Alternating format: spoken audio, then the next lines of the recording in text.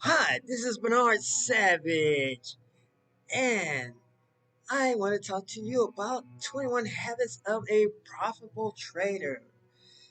If you want to reach me or learn more, you can reach us at tradewithbernard.com. That's tradewithbernard.com to get all the juice and all the sauce.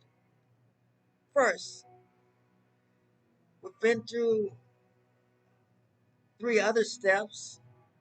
The fourth step is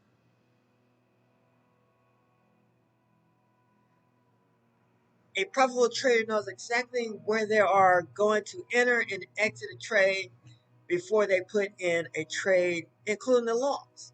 So you know exactly how much you're going to lose before you know how much you're going to win.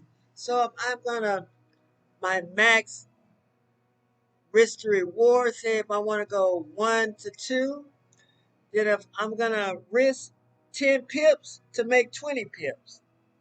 But I know at the worst, I can only lose 10 pips.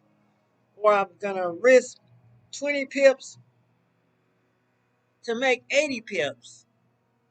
But I know already what I'm going to lose. So, with that in mind, know what you're going to possibly risk before you look at the moolah, the money.